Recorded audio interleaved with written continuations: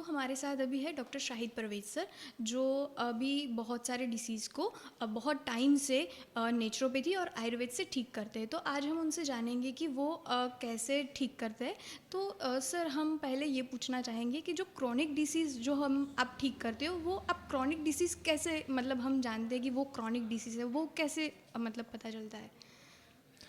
आज हम गुजरात से हैं। पहले तो गुजरात की मेहमान नवाजी के लिए शुक्रिया अदा करना चाहता हूँ कि बहुत ही अच्छी इन्होंने मेहमान नवाजी दी है। अगर हम बात करें क्रोनिक डिजीज़ हम किसे बोलते हैं? जैसे शुगर है, बीपी है, गठिया है, ऑटोइम्यून डिसऑर्डर जितने भी हैं जो काफ़ी लंबे टाइम से चलती आ रही हैं, इन डिजीज़ को हम क्रोनिक डिजीज़ बोलते हैं। जो एक मतलब कि आपकी एक जीवन शैली के साथ ही चलती हैं, उन डिजीज़ को सभी को हम क्रोनिक डिजीज़ के अंतर्गत लेते हैं। सर, क्या ये सिर्फ जेनेटिक ही होते हैं या फिर? नहीं, ऐसा कुछ नहीं है। जेनेटिक डिजीज़ भी क्रोनिक डिजीज़ हो सकती है। ज़्यादातर जो क्रोनिक डिजीज़ होती हैं वो होती हैं हमारे लाइफस्टाइल से। जो हमारा बैड लाइफस्टाइल है, हमारा गलत खान पान है, और जो स्ट्रेस के साथ, मतलब कि कोई भी ऐसी डिज़ीज़ जो लंबे समय से चल रही है, वो क्रोनिक डिजीज़ है। चाहे वो जेनेटिक हो, चाहे वो लाइफस्टाइल के दौरान जब हम एक लाइफ में एक्वायर करते हैं, वो उसको क्रोनिक डिजीज़ बोलते हैं। तो सर, ये जो क्रॉनिक डिसीज़ रहते हैं, उसका इलाज हमें कैसे करना रहता है? उसका वो जो मूल सिद्धांत हम कह सकते हैं, वो क्या होता है? जितने भी क्रोनिक डिजीज़ हैं, सबसे पहले तो उसमें है हमारा लाइफस्टाइल। हमारा लाइफस्टाइल ठीक करो। उसमें सबसे पहले आ जाता है सर्केडियन रिदम। बॉडी का एक क्लॉक होता है, जैसे बाहर एक क्लॉक होता है, इस तरह बॉडी के अंदर भी एक क्लॉक रहता है जिसको हम बोलते हैं सर्केडियन क्लॉक। जी सर। सबसे पहले तो अपना जो लाइफस्टाइल का पार्ट है, जो शाम वाला खाना है वो जल्दी से जल्दी खाए। और जो भी आप खाना खा रहे हो, आप लंच कर रहे हो, आप डिनर कर रहे हो, उसमें ना कम से कम भी आप लगा के चलें कि 50% खाना कच्चा खाना खाएं, रा फूड लें। जो रा फूड है ना, वो उसमें फाइबर रहता है। जो फाइबर है वो क्लिनजिंग का प्रोसेस करता है, जो हमारे टॉक्सिन है उसको बॉडी से क्लियर करता है। जितनी भी मेटाबॉलिक डिजीज़ हैं, चाहे वो शुगर है, चाहे वो बीपी है, चाहे वो गठिया है, कोई भी मेटाबॉलिक डिजीज़ या ऑटोइम्यून डिसऑर्डर हैं, उसमें जो रा फूड का कंसेप्ट है वो बहुत अच्छा है। शुरू में पहले 3 महीने में बहुत अच्छा है, ओवरवेट में भी, हार्मोनल इम्बैलेंस में भी। क्योंकि जो रा फूड होते हैं ना, उसके साथ आपको एमरजेंसी जो आयुर्वेदा और नेचुरोपैथी के रिजल्ट बहुत एमरजेंसी मिलते हैं, क्योंकि उसमें फाइबर होता है, उसमें मिनरल्स होते हैं, उसमें विटामिन्स होते हैं, उसमें हाइड्रेशन मिलती है आपको। मतलब कुछ ही दिनों में आपको बहुत ही अच्छे पॉजिटिव रिजल्ट मिलने शुरू हो जाते हैं इससे। तो सर, जो हम क्रॉनिक डिसीज़ जिसे कहते हैं, उसमें बहुत सारे लोग ऐसे मानते हैं कि उपवास करने में मतलब फ़ायदा मिलता है। तो वो फ़ायदा मतलब उपवास करने में मिलता है, और कैसे मिलता है, अगर मिलता है तो? देखो, जो उपवास है ना, हर रिलीजन में उसकी एक महत्वता बताई गई है उपवास की। क्योंकि उपवास से क्या होता है कि जो हमारी एक सिस्टम होता है बॉडी का, वो क्लिनजिंग सिस्टम होता है, वो एक्टिवेट हो जाता है। जो हमारे रीजनरेटिव सेंटर होते हैं, क्योंकि हर तरह की शक्ति भगवान ने आपके शरीर के अंदर ही दी है, आपको बीमार करने वाली भी, आपको ठीक करने वाली भी। उपवास एक ऐसा सिस्टम है जो आपके क्लिनजिंग प्रोसेस को इम्प्रूव करता है, जो ऑटोफेजी को एक्टिवेट करता है। जो ऑटोफेजी है वो कैंसर तक की प्रॉब्लम को भी ठीक कर देता है।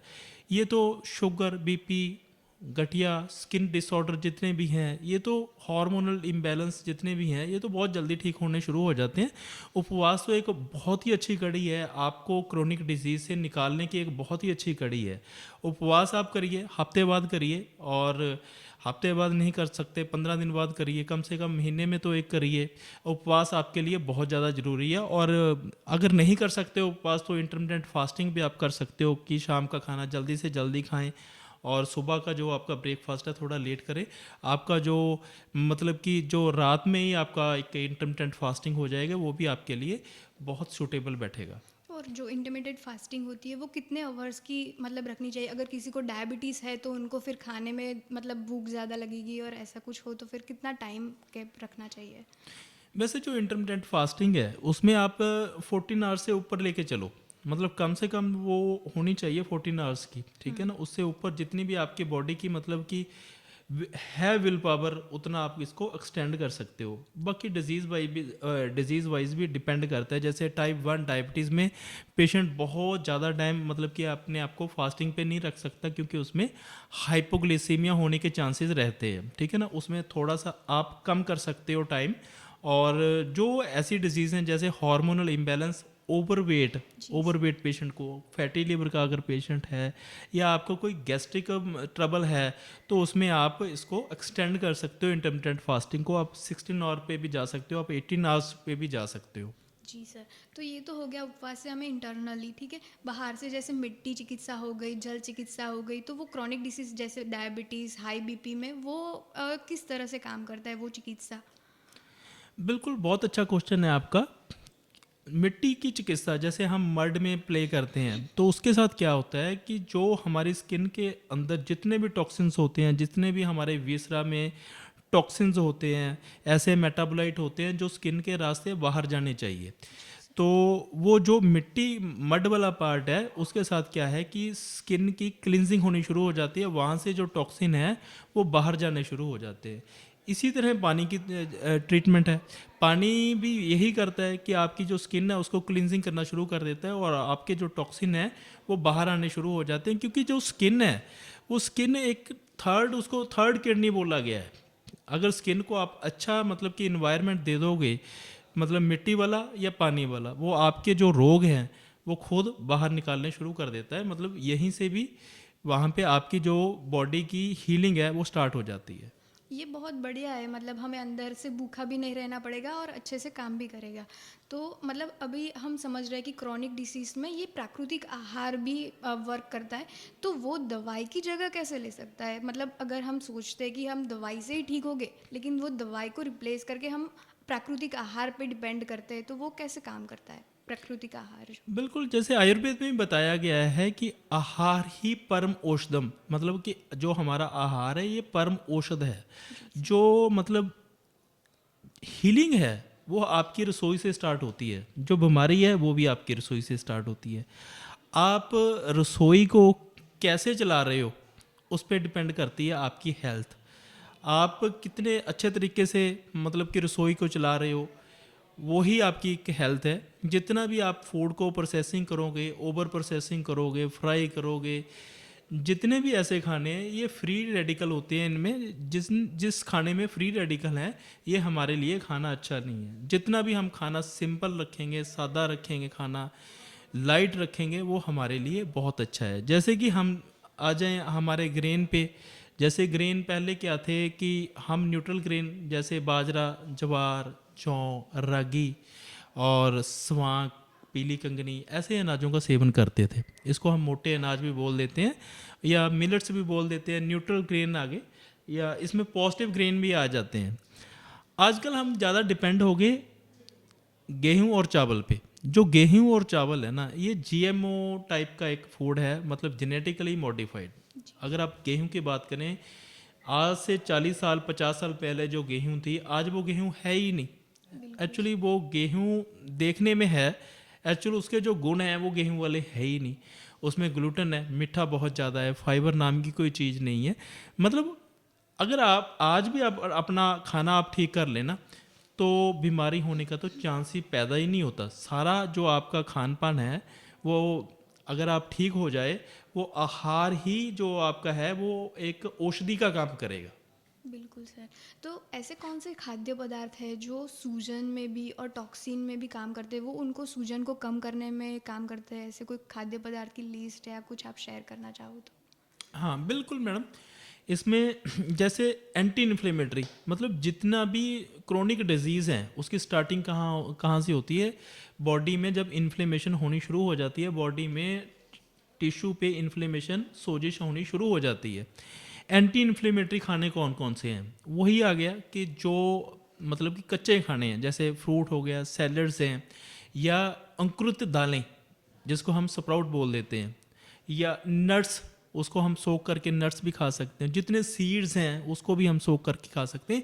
ये जितने भी खाने हैं ये सारे के सारे एंटी इन्फ्लेमेटरी हैं। बॉडी के अंदर जो सूजन है, जो एक मतलब कि एक डिजीज़ प्रोसेस चल रहा है, उसको ये तोड़ने का काम करता है। बिल्कुल सर। तो जो अभी डिसीज़ बहुत बढ़ रहे हैं जैसे कि पीसीओएस ऐसा मतलब मोस्टली पीसीओएस हमें देखने को मिलता है, फिर थायराइड हो गया, फिर आर्थराइटिस हो गया। तो उन सारे डिसीज़ में हम ऐसे कौन-कौन से खान-पान में परिवर्तन करें ताकि वो नियंत्रित हो सके? पीसीओस और थायराइडिज्म हो गया और जितने भी हमारे हार्मोनल इम्बैलेंस हैं, ये ज़्यादातर हो रहे हैं आज के टाइम पे मिल्क और मिल्क प्रोटीन जितने भी हैं, चाहे वो दूध लगा लें, दही है, पनीर है। क्योंकि आयुर्वेद में तो बोला गया है चलो देसी गाय का दूध लें, मगर आजकल देसी गाय मिल कहाँ रही है। जो बिल्कुल दूध सर। है सारे का सारा सिंथेटिक फॉर्म में आ रहा है दूध, जी सर। वो उसमें दूध नाम की चीज़ है ही नहीं। नेचुरली है कि वो आपको बीमार कर रही है। दूसरा इसका कारण जो हम बड़ा कारण मानते हैं वो है डब्बा बंद और पैकेट बंद फूड। जितना भी डब्बे में और पैकेट में फूड है वो कहने को फूड है, वो आपको सिर्फ टेस्ट देता है, उसमें हेल्थ नाम की कोई चीज़ नहीं होती। उसको हम बोलते हैं hopeless food. H for hormone, O for oxygen, P for phytonutrient, E for enzyme. उसमें चारों नहीं होते हैं, उसमें सिर्फ टेस्ट होता है, प्रिजर्वेटिव होते हैं और मिर्च मसाला स्पाइसेस होते हैं। यही से आपको टेस्ट दिया जाता है, वो आपको हार्मोनल इम्बैलेंस करता है, वो आपको पीसीओएस करता है। इसके अलावा अगर हम बात करें, वो जितने भी रिफाइंड फूड हैं, मतलब मैदा जिसमें है, जिसमें चिट्टी उसको हम बोलते हैं सफ़ेद शुगर है, ठीक है, रिफाइंड ऑयल है, जितने भी ये खाने हैं ये सारे हार्मोनल इम्बैलेंस करते हैं आपको। अगर आप यहीं से आपको इन सभी चीज़ों को स्टॉप करके आप अपने खाने में 50% जो खाना है उसको as a raw food add करते हैं और आपको मिरेकुलस रिजल्ट देखने को मिलते हैं कुछ ही तो दिनों में। मतलब जो हार्मोनल्स इम्बैलेंस है वो हम खाने से बैलेंस करके फिर उनको ठीक कर सकते हैं। बिल्कुल बिल्कुल, ये तो है। हाँ जी सर। और अभी जो लाइफस्टाइल चल रही है, सब मोबाइल इंटरनेट सब यूज़ कर रहे हैं, तो उसकी वजह से हमें मानसिक तनाव भी बहुत ज़्यादा बहुत बढ़ रहा है और नींद की गुणवत्ता भी बहुत कम हो चुकी है, बहुत ख़राब हो चुकी है। तो उसमें जो क्रॉनिक डिसीज़ रहते हैं पेशेंट को, तो उसमें हम क्या मतलब कैसे नियंत्रित कर सकते हैं? बिल्कुल, जो स्क्रीन टाइम है ना, ये आपको एक तरफ से मतलब ये लगा के चलो कि एक गुलामी की तरफ लेके जा रहा है। चाहे बिल्कुल। वो लैपटॉप पे लगा लें, आप फ़ोन पे लगा लें। हर इंसान मतलब कि जब वो अचानक उसको नींद आ जाती है तभी छोड़ता है वो। स्क्रीन टाइम आपको बहुत ज़्यादा ख़राब कर रहा है, क्योंकि इसके साथ क्या होता है कि जो स्ट्रेस हार्मोन है, जैसे कोर्टिसोल है, कोर्टिसोल जब बनता है बॉडी को, वो आपको स्ट्रेस में लेके जाता है। जो स्ट्रेस है, ये ज़्यादातर जो क्रोनिक डिजीज़ हैं, जैसे बीपी है, शुगर है, hormonal imbalance, skin disorder, liver disorder, जितने भी हैं वो उसका कारण बनता है। जी सर। क्योंकि अगर स्ट्रेस बढ़ गया तो आपकी नींद कम हो जाएगी। अगर नींद कम हो जाएगी, नींद एक मतलब कि आयुर्वेद में जो त्रिस्तंभ बताएंगे उसका एक पार्ट है नींद। अगर नींद प्रॉपर आपको नहीं आएगी तो आपकी बॉडी का ही रिपेयर जो रीजनरेशन का प्रोसेस है वो रुक जाएगा। ठीक है ना, बॉडी आपकी पूर्ण तौर पर जो हम बोलते हैं वो फ्रेश नहीं हो पाएगी, वो उसका जो सर्केडियन रिदम है बॉडी का वो बिगड़ जाएगा। यहीं से स्टार्ट होती है, एक के बाद एक डिजीज़ स्टार्ट होती है। मतलब जितनी भी क्रोनिक डिजीज़ हैं, ये डिजीज़ नहीं होती, ये हमारा एक बिगड़ा हुआ जो लाइफस्टाइल है उसका ये एक नतीजा होता है। बिल्कुल सर, बिल्कुल। तो हमें ऐसी कौन सी लाइफस्टाइल है जो हमें रोज़िंदा जीवन में लानी चाहिए? ऐसी आप कोई जीवन शैली हमें शेयर करें तो? देखिए, एक जो डाइटेटिक्स बोलती है, न्यूट्रिशन जो बोलती है, उसमें बताया गया है कि सबसे पहले तो जो आपका खाना है वो ठीक करें। उसमें 60 टू 65% जो कैलोरीज आनी चाहिए वो आपके कार्बोहाइड्रेट से आनी चाहिए। जो आपका कार्ब्स हैं, कार्बोहाइड्रेट है, उसमें हेल्थी हेल्दी कार्ब्स चाहिए जो कम्प्लेक्स कार्बोहाइड्रेट हों, जैसे रागी है, जौ, जी। ज्वार, जी। बाजरा, और इसके अलावा आपके पास पॉजिटिव मिलेट्स भी हो सकते हैं। ठीक है ना, इसको डाइट में ऐड करें। दूसरी चीज़ है जो आपकी 20%, जो आपकी 20 to 25% जो कैलोरीज हैं वो प्रोटीन से आनी चाहिए। प्रोटीन कौन से अच्छे हैं हमारे लिए? वो है जितनी भी अंकुरित दालें हैं, बीज हैं, डिप करके हम बीज भी खा सकते हैं, सीड खा सकते हैं, जैसे पंपकिन सीड्स हो गया, सनफ्लावर सीड है। और इसके अलावा जितने भी नट्स हैं, बादाम है, अखरोट है, इसको भी हम सोख करके ले सकते हैं। ये आपका प्रोटीन वाला पार्ट हो गया। थर्ड जो आपके पास है, 15% जो आपकी कैलोरीज, 15 मतलब 15% जो आपकी कैलोरीज आनी चाहिए वो आनी चाहिए हेल्दी फैट से। हेल्दी फैट कौन सी है? जैसे गीर का देसी घी, मतलब कि A2 देसी घी हो गया। और एरिया वाइज जैसे हमारे नॉर्थ में पंजाब में तो हम बोलते हैं कि सरसों का तेल बहुत अच्छा है, मतलब जो साउथ के लिए है कोकोनट ऑयल बहुत अच्छा है, कुकिंग ऑयल है। ऐसे अगर हम बात करें तिलों का तेल बहुत अच्छा है, मतलब हेल्दी फैट रखनी है उसमें। अपने कोई भी रिफाइंड तेल, कोई डालडा घी वगैरह, या उसको हम बार बार फ्राई करते हैं किसी फूड को, तो ये प्रॉब्लम करता है। ये तो होगी खाने की बात हेल्दी रहने के लिए। लाइफस्टाइल में एक तो आपका जो शाम वाला खाना है वो जल्दी से जल्दी खाएं, और जो आपका बेड टाइम है वो अर्ली टू स्लीप होना चाहिए, अर्ली टू वेक होना चाहिए, मतलब जल्दी उठना जल्दी सोना। ये हर रिलीजन में भी बताया गया, हर साइंस भी यही बताती है।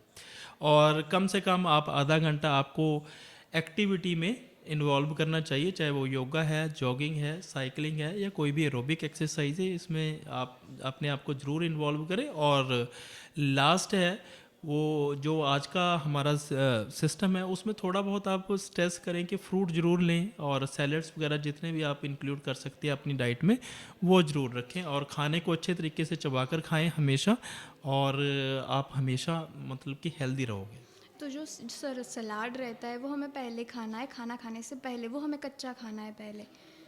बेस्ट तो यही होता है सैलड खाना खाने से पहले खाया जाए तो वो बहुत अच्छा है आपके लिए, क्योंकि जो पहले पचने वाली चीज़ है उसको पहले खाना चाहिए। जी सर।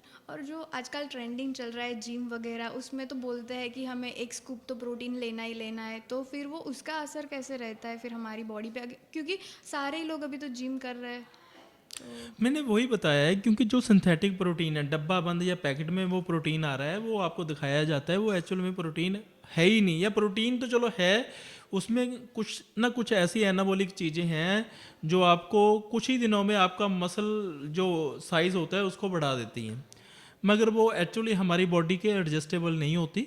और जो आपने प्रोटीन लेना भी है, सबसे अच्छा जो आपका प्रोटीन है वो है अंकुरित दालें, और सोक्ड किए हुए नट्स, और बीज जो सोक करके हम लेते हैं, इसमें बहुत अच्छा आपको प्रोटीन मिल जाता है। और इसके अलावा अगर आप और प्रोटीन लेना चाहते हो तो जैसे स्पाइरुलिना है, ठीक है ना, और बहुत सारी ऑप्शन आती हैं जो वेजिटेरियन प्रोटीन की फॉर्म में आप ले सकते हो। तो सर ये जो हम नेचुरोपैथी और आहार से हम ट्रीट करने जा रहे हैं क्रोनिक पेशेंट को, तो वो क्या आधुनिक विज्ञान को वो भी एक्सेप्ट करता है क्या? देखो आधुनिक विज्ञान में वैसे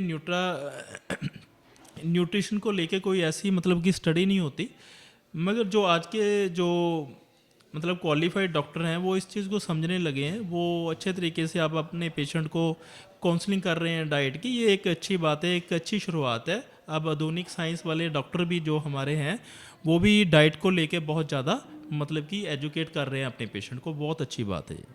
जी ठीक है सर, थैंक यू, धन्यवाद सर हमें ये नॉलेजेबल नेचुरोपैथी और आहार के रिलेटेड समझाने के लिए। थैंक यू शुक्रिया। भैया। Thank you sir.